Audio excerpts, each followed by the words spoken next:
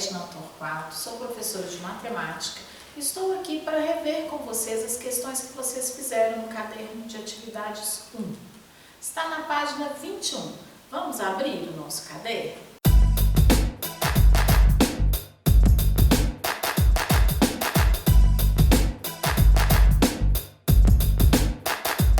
Vamos para as atividades de matemática então.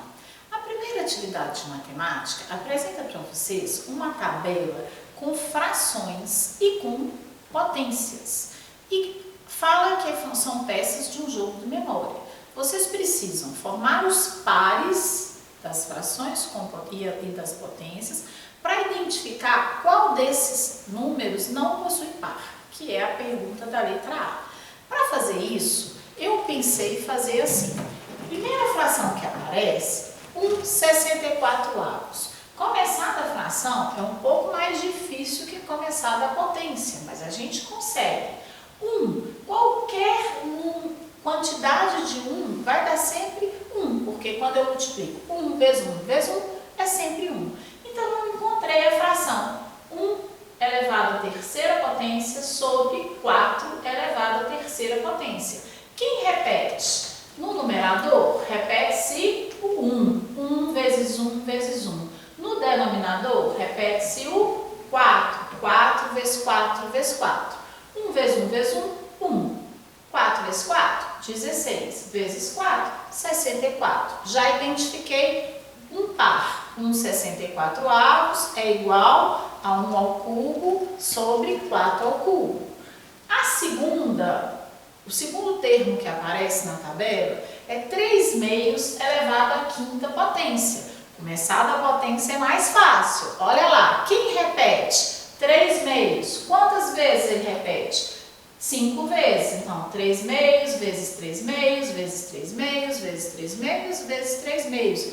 É a mesma coisa que eu multiplicar. 3 vezes 3 vezes 3 vezes 3 vezes 3, que dá 243. No denominador, o 2 vezes 2, 4 vezes 2, 8 vezes 2, 16 vezes 2, 32. Encontramos a fração 243/32. Outro exemplo, eu não vou fazer todos os pares. Outro exemplo, 7/9 elevado à terceira potência. Quem repete? 7/9. Quantas vezes? 3 vezes. Então eu vou multiplicar 7 vezes 7, 49. 49 vezes 7, 343. Pode fazer na conta no papel separado, se você não sabe? Pode, mas quem já sabe já coloca direto. 9 vezes 9, 81. 81 vezes 9, 729. Último exemplo. 37/42 elevado a zero. O que significa elevar a zero? Você já deve ter conversado com seus professores. Todo potência elevada a expoente zero é igual a 1. Uma dica. Nos 4 exemplos que eu apresentei para vocês, um deles já é uma resposta da letra A. Os outros você tem que procurar a solução. Bom trabalho para vocês. A atividade 2, que também está na página 21, é uma atividade retirada do Enem e ela nos remete à literatura de cordel. Conta pra gente que para fazer um livrinho de cordel, que eu até trouxe um, que eu gosto muito por sinal, para a gente poder lembrar o que é, essa literatura ela é típica do Nordeste brasileiro. E eles sempre fazem aproveitando ao máximo o papel. Então, logo na primeira página já começa-se o texto. Então, para uma folha, eu tenho 2 páginas, frente e verso. E esses livrinhos, eles têm geralmente ou 8, ou 16, 24 ou 32 páginas. Eu até fiz questão de observar que o meu tem 32 páginas. E fala do aproveitamento do papel. Por que desse tamanho?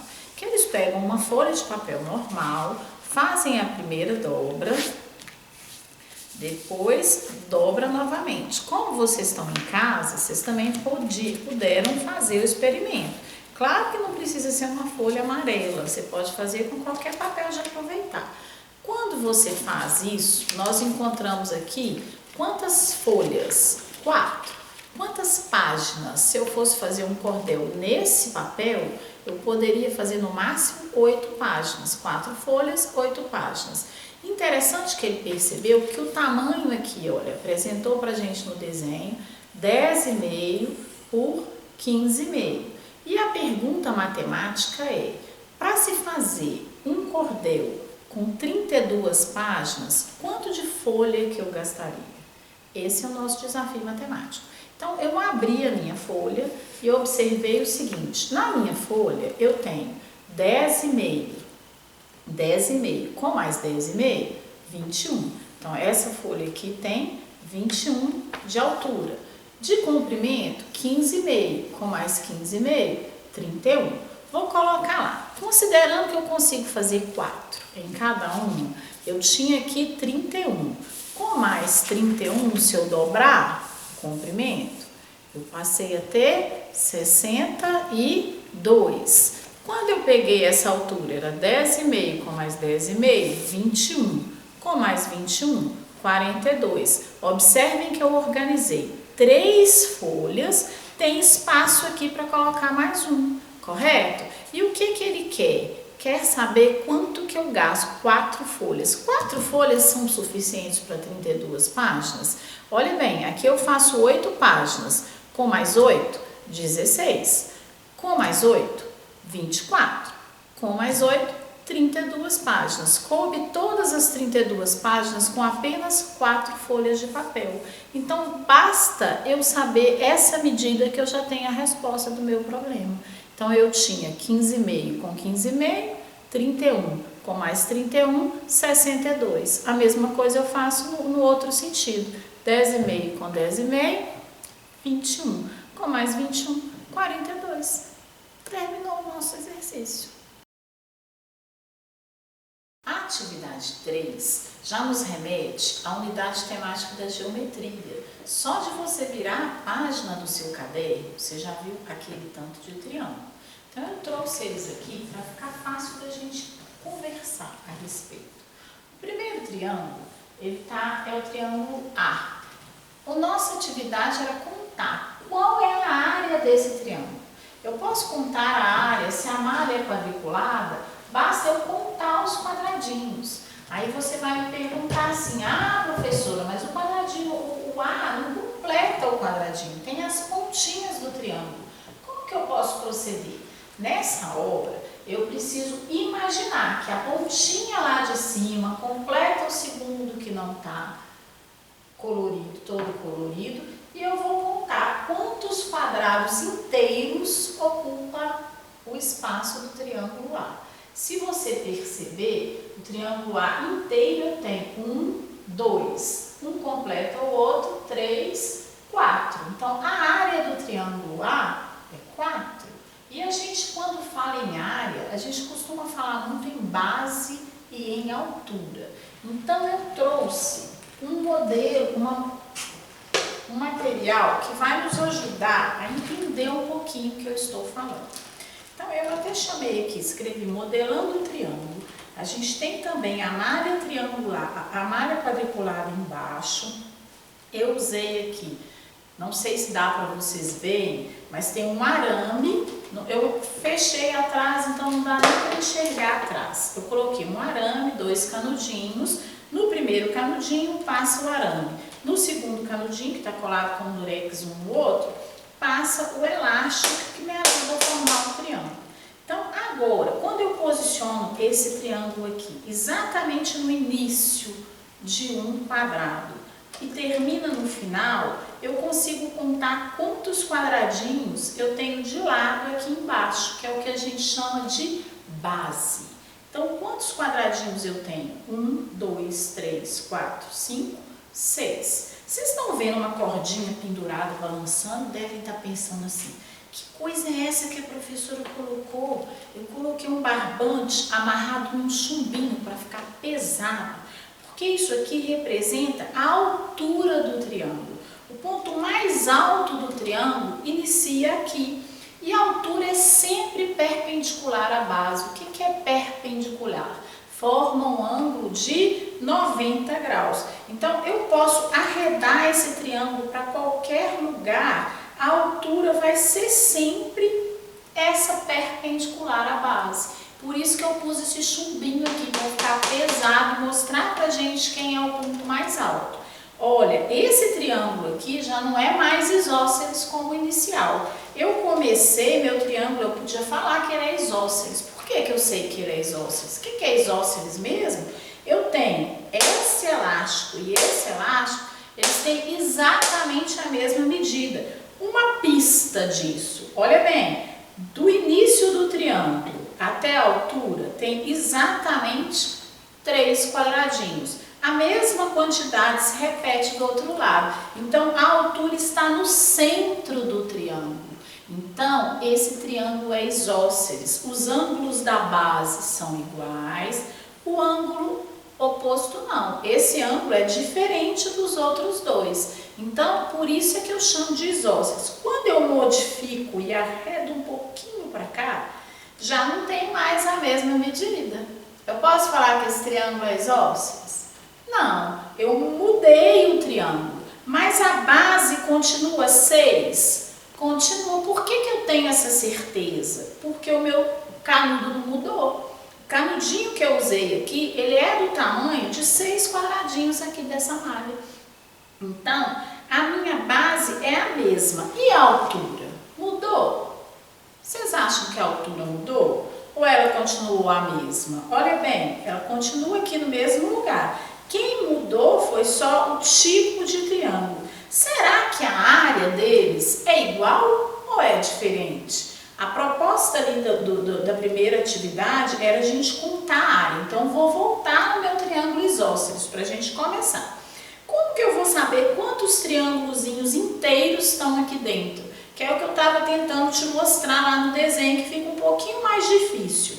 Olha bem, esse triângulo aqui sobra uma pontinha, esse quadrado aqui, sobra uma pontinha aqui. Se eu prestar atenção, a pontinha que falta para eu formar esse primeiro quadradinho, essa ponta de cá complementa. Se eu pudesse cortar, eu cortaria esse pedacinho aqui e colocaria aqui, garantiria mais um quadrado. Então, eu vou contar primeiro os quadrados inteiros, depois eu vou fazer esse trabalho de somar as pontas. Então, qual que é a área? 1, 2, 3, 4, tá inteiro? 5, 6, 7, 8, 9, 10, 11, 12. É, professor, esse aqui já tá complicado, tá nada, olha, aqui já dá 13, ó. Esse pedaço completa esse, 14, 15, 16, 17, 18. Eu posso afirmar com certeza que a área desse triângulo isósceles é 18 quadradinhos. É o que vocês tinham que fazer nessa atividade, contar os quadradinhos em cada triângulo, tá certo? Agora, tem outro jeito de descobrir essa área sem ser contando?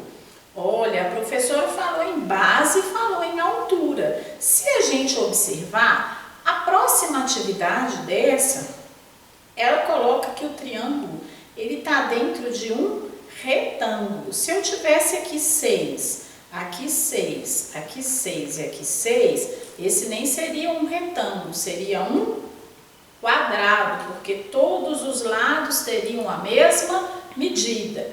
Esse triângulo teria o que de área em relação ao quadrado que ele comporta? Essa é a próxima atividade que a gente vai conversar. Deixa essa pergunta no ar para você ir pensando aí. E vamos voltar para as nossas contagens de triângulo. Eu agora vou deformar o triângulo, vou fazer triângulos diferentes. Esse aqui eu falei com vocês que ele não é isósceles. Por que que ele não é isósceles? A distância aqui, ó, já me dá uma pista. A base tem pouquinho de um lado e muito do outro. Então, quer dizer, essa medida já não é igual a essa mais. Por isso é que eu usei elástico, porque eu posso fazer isso. Será que a quantidade de triângulo que ele ocupa é a mesma? 1, 2, 3, 4. Esse aqui já não dá mais, vai ficar um pouquinho mais difícil, mas a gente consegue contar. Aparentemente, eu vou contar só os grandes, só os inteiros. 1, 2, 3, 4, 5, 6, 7, 8, 9, 10, 11. Esse aqui, quase. Então, já tem mais que 12. Será que eu chego no 18 se eu juntar a ponta? 13, 14, 15, 16, 17. Parece que dá os 18, igualzinho o outro. Olha bem, o triângulo mudou, ele é diferente, mas a quantidade, a área que ele ocupa é do mesmo tamanho. Eu vou fazer um que é bem mais fácil da gente encontrar a área. Por que que esse é bem mais fácil? Ele aconteceu uma coisa interessante, porque a altura está coincidindo com o lado. Vocês percebem que a altura está exatamente em cima do lado? Então, o ângulo aqui de baixo, ele ficou especial. Que ângulo é esse? Olha, ele é exatamente o ângulo do quadrado. Como é que a gente chama mesmo os ângulos do quadrado? Ah, é um ângulo reto. Se ele é um ângulo reto, eu posso dizer que o triângulo que eu obtive é um triângulo retângulo. Por coincidência, esse triângulo retângulo, ele também é isósceles, porque a altura aqui tem 6 quadradinhos, ó, 1, 2, 3, 4, 5, 6. Aqui embaixo também tem 6, então quer dizer que essa altura e este lado, que é a base, eles possuem a mesma medida. Então ele é um triângulo retângulo e um triângulo isósceles. Pode um triângulo ter 2 nomes, professora? Claro que pode. Quando eu falo em retângulo, eu estou falando olhando o ângulo. Então ele tem uma classificação. Quando eu falo em isósceles, eu estou pensando em lados, quer dizer que ele tem 2 lados com a mesma medida. E o terceiro lado completamente diferente. Então, isso é um triângulo isósceles e retângulo. Para eu contar o quadradinho aqui é mais fácil? Eu acho mais fácil, porque olha bem, ele passa exatamente no meio, então fica fácil de contar. Vamos lá comigo? Ó, 1, 2, 3, 4, 5, 6, 7, 8, 9, 10, 11, 12, 13, 14, 15. E para eu contar os outros? 16, quer dizer 2 conta 1, 16, 17, 18. A área desse triângulo é exatamente igual à área do triângulo isósceles que a gente começou. E tem um outro tipo de triângulo diferente que vai aparecer aqui agora. Olha o que vai acontecer se eu arredar para lá. Uai! A altura está dentro do triângulo ou está fora do triângulo? Fora do triângulo, olha, a altura está do lado de fora. Pode isso? Pode a altura de uma figura estar do lado de fora? Pode. Por que isso acontece? Porque algum ângulo, esse ângulo aqui agora, ele é maior, menor ou igual ao ângulo de 90 graus?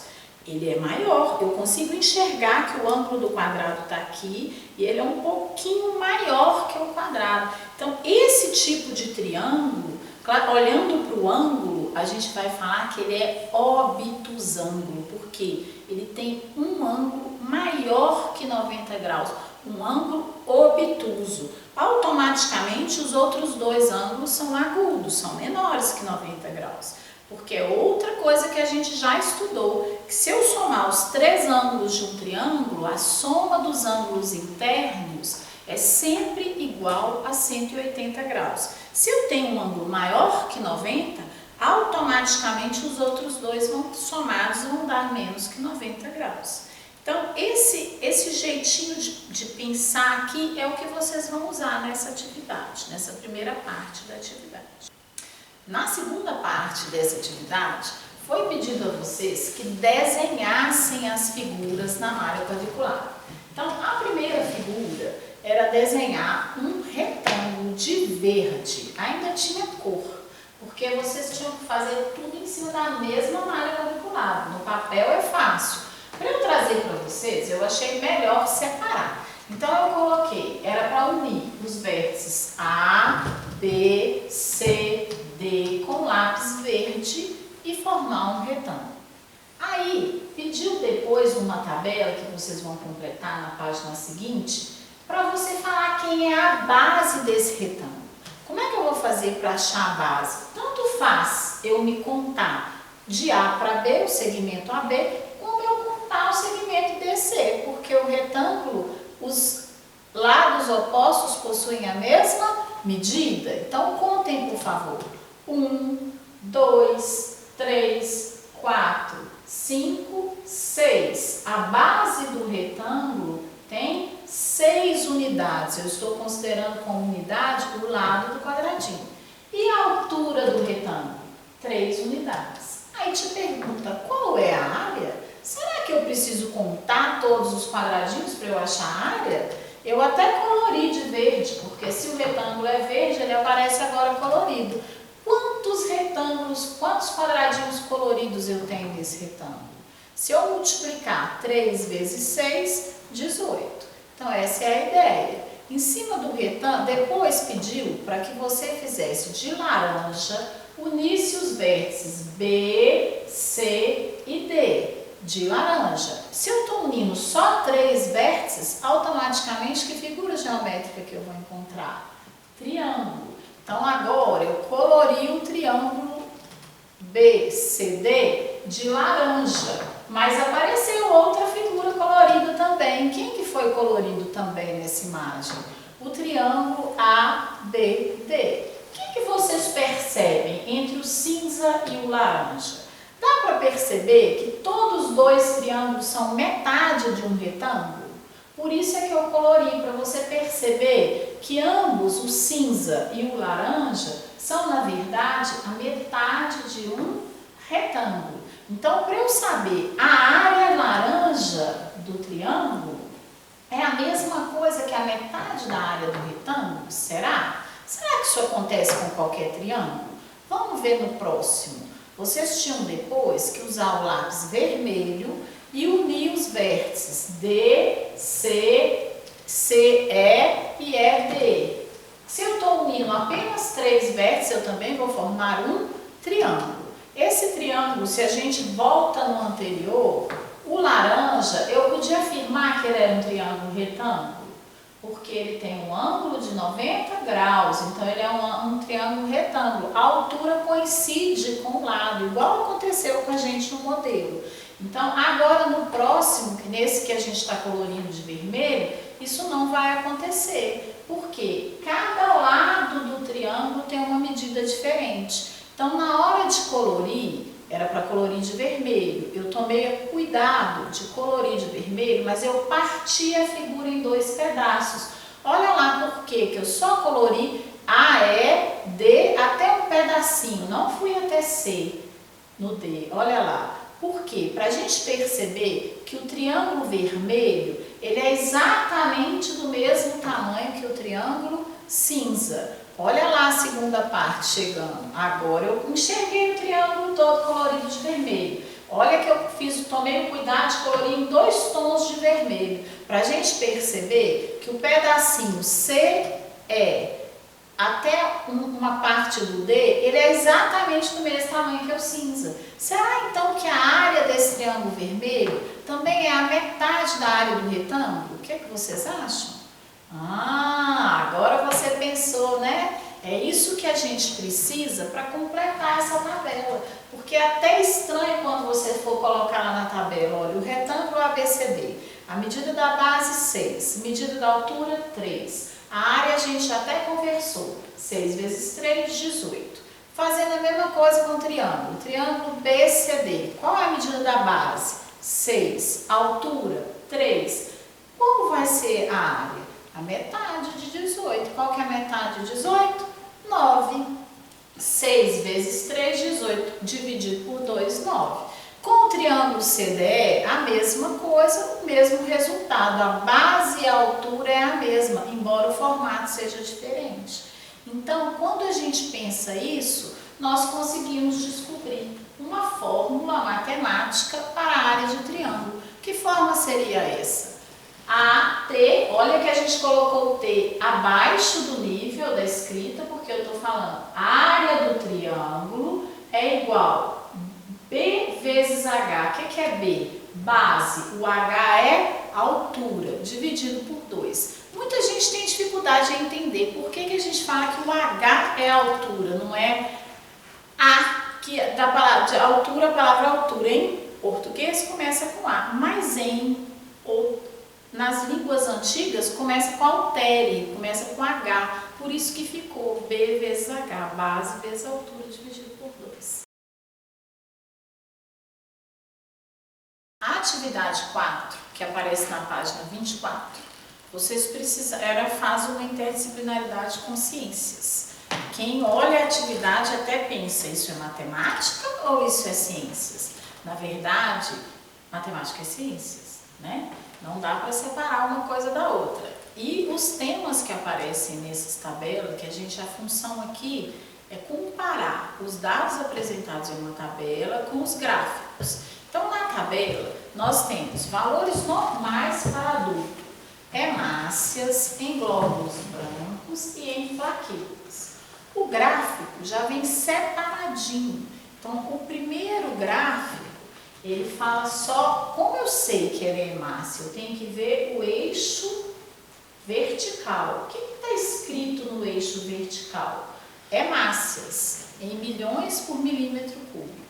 No eixo horizontal, já aparece o nome de 5 pessoas que foram pesquisadas. Então, foi coletado o exame de sangue. Quando a gente vê hemácia, a gente já sabe que é exame de sangue, porque hemácia são os glóbulos vermelhos, né? Dessas pessoas. O normal, uma pessoa que está saudável, não tem anemia, não tem patologia nenhuma em relação a isso, ela tem que ter o resultado dela entre 4,5 e 5,9. Então, vamos olhar. O Abel está lá em cima, 7. Ele é maior que 5,9. Então, em relação à hemácia, Abel tem algum problema. Tem uma outra pessoa que também está 5,9, está no limite. Quem que é essa pessoa? Maria. Maria está 5,9, quer dizer, a quantidade de hemácia de glóbulos vermelhos do sangue dela está no limite. Ela pode, às vezes, ela tem que preocupar com a alimentação também. Então, a gente tem que olhar que esse limite já é o parâmetro máximo que uma pessoa pode ter. Então, quem tem alguém abaixo de 4,5? Tem? Vocês estão enxergando alguém? Tem. Quem que é? José. Olha lá, José. Ele está com 3,2 de glóbulos vermelhos. Quer dizer, a quantidade de hemácia do sangue dele não é suficiente. Provavelmente ele está com anemia. E ele tem que ficar de olho nisso. Então, quando a gente recebe um exame de sangue, se você perceber os valores que estão normais, você consegue, nem precisa ir ao médico, você já consegue identificar se o seu exame está te atendendo ou não. Então, em relação à hemácia, nós vimos que temos problemas com Abel e com José. Maria está no limite. E o Roberto e a Luísa? Elas estão dentro do intervalo esperado, que é de 4,5 a 5,9. Então, vamos analisar agora o próximo gráfico, que ele já me fala o eixo da vertical. Já não está escrito hemácia mais. O que está escrito na vertical? Glóbulos brancos. Glóbulos brancos é a defesa do organismo, né? Então, qual que é o limite lá na tabela para glóbulos brancos? Está na segunda linha. É de 5 a 10 ml por milímetro cúbico. Vamos ver quem que está entre 5 e 10. Tem alguém acima de 10? Ah, olha para a tabela. Nós temos a Abel e Luísa, está acima de 10. Quer dizer, provavelmente, eles devem ter tido alguma infecção recente, porque o organismo deles está produzindo muito glóbulos brancos. Quem está abaixo de 5? Quem está no 6, que é o caso do José, José está beleza, está 6, está dentro do limite. Quem está abaixo de 5,5 também, que é o Roberto, Roberto também está dentro do limite? Tá, está 5,5. Meu limite era de 5 a 10. Quem que está chamando a atenção aí, que tem algum problema nesse exame? A Maria, porque em relação a glóbulos brancos, ela só tem 3,5. Ela precisava ter 5, quer dizer, ela está produzindo pouca defesa no organismo. A quantidade de glóbulos brancos dela não está bom. Então, vamos ver agora a última tabela, que já era, olha para o eixo vertical. Sempre eu tenho que ler os eixos. O que é que o eixo vertical da tabela, do gráfico está me chamando a atenção? Plaquetas. Então, a plaqueta, quando a gente vai fazer uma cirurgia, todo mundo tem que fazer exame de plaqueta. Por quê? A plaqueta ela quer dizer a coagulação. Seu organismo, se você machucar, tiver uma ferida, você vai cicatrizar rápido ou você vai ficar aquela cicatriz que não acaba nunca. Então, por isso é que a gente faz o exame de sangue, para identificar os problemas do nosso corpo. A última linha da nossa tabela tem o limite das plaquetas. Ela tem que estar entre 200 a 400 ml por milímetro cúbico. Então, tem alguém que está acima de 400? Luísa estava bem em todos os exames, mas chegou na hora das plaquetas, 450. Pode ter 450 de plaqueta? Tem algum significado aí. Preciso procurar um médico para ver o que acontece quando a plaqueta está lá em cima. Será que isso é um bom sinal? E quem está abaixo de 200? Só uma pessoa. Quem que é? Roberto. Olha lá, ele está 50. Quer dizer, se ele sofreu um corte, um machucado, ele vai ter problema para cicatrização. Então é importante a gente ler bem a tabela. E aí, se você conseguiu entender essas tabelas, você com certeza vai conseguir entender a questão. Espero ter ajudado. A gente se vê no próximo vídeo. Tchau!